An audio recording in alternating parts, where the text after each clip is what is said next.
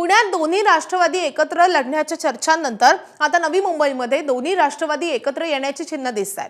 नवी मुंबई शिवसेना भाजप आम्हाला विचारात घेत नसल्यामुळे आम्ही शरद पवारांच्या राष्ट्रवादी सोबत जाण्याचा निर्णय घेत असल्याची भूमिका अजित पवारांच्या राष्ट्रवादीने घेतली आहे। तर या संदर्भात 15 जागांचा प्रस्ताव शरद पवारांच्या राष्ट्रवादीला पाठवल्याची माहिती कळते आणि त्यामुळे नवी मुंबईत दोन्ही राष्ट्रवादी एकत्र येणार आहे हे जवळपास निश्चित होताना दिसतंय।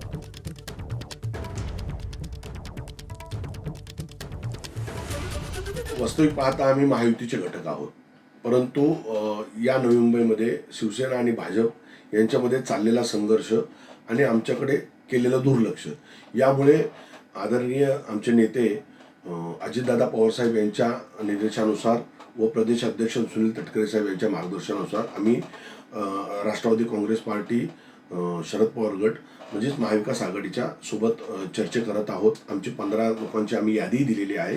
आता त्यांच्याकडून आम्हाला किती याद्या नगरसेवकाच्या उमेदवाराबाबत निश्चित मिळत आहेत त्यानुसार आम्ही आमचे उमेदवार उभा करणार आहोत। नवी मुंबई महानगरपालिकेची निवडणूक ही महाविकास आघाडी म्हणून लढवायचं हे जवळपास निश्चित झालेलं आहे। जागा वाटपाचा फॉर्म्युला आमच्या वरिष्ठ नेते मंडळींकडे आज मंजुरीसाठी पाठवला जाणार आहे आणि याबाबत आम्ही लवकरच म्हणजे आजच बहुतेक संध्याकाळपर्यंत घोषणा देखील करू।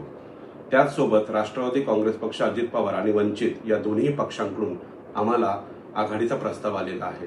तो प्रस्ताव देखील आमच्या वरिष्ठ नेते मंडळींकडे पाठवला आहे आणि त्याबाबत देखील सकारात्मक चर्चा चालू आहे।